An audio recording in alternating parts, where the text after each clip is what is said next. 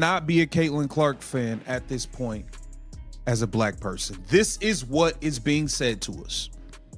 How you can't root for Caitlin Clark? I'm not making it up. There's people who are just blatantly telling us we can't enjoy a white basketball. A white basketball player. That's not hyperbole. That's not an exaggeration. What you just heard is the music, actual conversation happening right now in WNBA fan spaces. Black fans are being told they cannot support Caitlin Clark. Not shouldn't, cannot. And if you think this is just some fringe opinion on social media, you're about to see how deep this divide really goes. Listen to this. Just listen to this. Messages for my fellas. Look, read the room, please. Please read the room. When it comes to this situation with the WNBA, like, if you got something to say about her, I get it. But right now ain't the time to talk about how much you love her. Why no? We're talking about the game. Y'all keep talking about everything else. Y'all keep talking about everything else but the games. Read the room. That's the message being sent to LeBron James, to RG3, to any black male fan who dares to praise Caitlin Clark's game. Not her politics, not her personal life, her basketball. And the argument being made is that there's a larger issue at hand, that Angel Reese has been attacked for 3 years, and therefore praising Clark right now is somehow betraying black women in the league. Let's break down why this argument is not just flawed, it's actively damaging to the sport. Angel Reese has been attacked for almost 3 years now. And the optics of you, LeBron James, or you, RG3, saying, LeBron saying, she, great game, da-da-da-da. So he can't say good game? He can't even say good game. LeBron James tweeted, "Good game after watching Clark play." That's it. No comparison to other players. No commentary on race.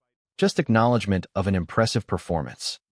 And the response was immediate backlash, claiming he wasn't reading the room, that he should have stayed silent, because Angel Reese deserves better. Here's what makes that response so problematic. This ain't the time for that. Watch the game and keep it moving. RG3. So now we have to be fans in silence. Now we have to pretend like we have to watch the games and make sure nobody's looking. Don't nobody see me looking at these Caitlin Clark highlights, do they? Now we got to do that. We got to sneak and look at our phone and make sure ain't nobody around. Come on, man. Stop it, man. Stop it. This ain't the time for you talking about Angel hating her. This ain't the time. Even though I don't believe it to be true. And even if it is, this ain't the time for that. Think about what's actually being suggested here. Black fans should watch WNBA games in secret. They should hide their appreciation for certain players. They need to check who's around before pulling up Caitlin Clark highlights on their phone. This isn't about protecting anyone. This is about policing fandom based on skin color. And the person making this argument even admits they don't believe the claims about Angel Reese hating Clark are true, but says it doesn't matter because there's a larger issue. That's where this entire argument falls apart. Than the man. What does women saying the bear than the man? What is it? We're not talking about relationships. We are not talking about relationships or we're talking about basketball. And this is a perfect example of why a lot of men don't even watch women. The comparison to relationship dynamics between men and women. The claim that this is why women would rather encounter a bear than a man in the woods. We've gone from discussing basketball performance to making sweeping statements about gender relations. This is exactly the problem. The WNBA finally has mainstream attention, record viewership, genuine excitement about the product on the court, and instead of celebrating that, we're being told that appreciating the wrong player makes you a bad person. I would say if you ask 90% of black men that are being honest, who are NBA fans, who's the best player in the NBA? Some people, we all, we have the Mike LeBron debate, but LeBron's older now, so we don't really think he's the best currently. we have no problem saying, hey, I think Jokic is the best player in the league. He's from Serbia. He's white. We don't care. We don't care. We love Luka. We love Luka. We all bombed on the Dallas Mavericks for getting rid of Luka. He's white from overseas. We don't care. It's about the... Here's the reality that nobody wants to acknowledge. When you ask Black NBA fans who the best player in the league is right now, the overwhelming answer is Nikola Jokic, a white player from Serbia, 3-time MVP. Nobody questions that. Nobody says Black fans can't appreciate his game because there are Black players who deserve more attention. Music. When Luka Doncic was drafted, Black fans celebrated. When the Mavericks traded him, everyone criticized that decision regardless of Luka's race. Cooper Flagg is projected to be the #1 pick in the upcoming draft. The first American-born white player to go first overall since and you know what the response has been from Black fans. Excitement about his game. That's the right year. You can correct me if I'm wrong down in the comments. But I did my research. I believe it's since 1977.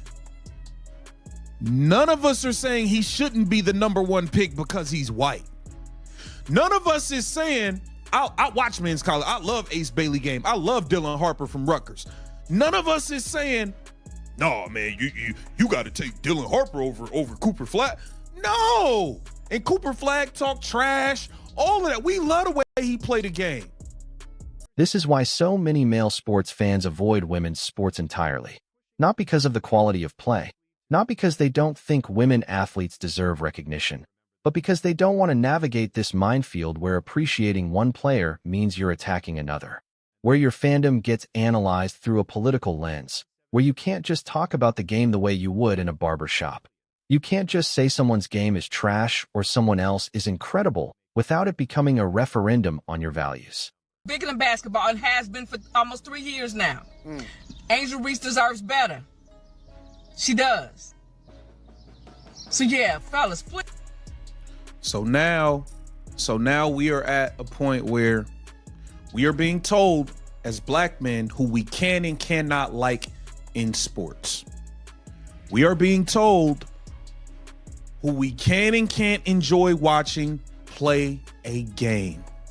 And here's what's particularly frustrating. The WNBA has spent decades fighting for equality, equal pay, equal media coverage, equal respect for the product. And now that attention is finally arriving, the response is to tell fans they're consuming it wrong, that their appreciation is problematic, that they need to check their motivations before expressing enthusiasm. You wanted mainstream sports culture to embrace women's basketball. Well, mainstream sports culture is about debating who's better. Music, having favorite players getting excited about exceptional talent regardless of demographics. It's sad, man. This is sad. Y'all got to get a grip. This is sad. Y'all keep saying, oh, it's bigger at hand. Y'all are making it bigger than that hand. We talking about the sports in the game. And we gonna keep talking about the sport in the game. Y'all choose to continue to make this something else. I'm not gonna play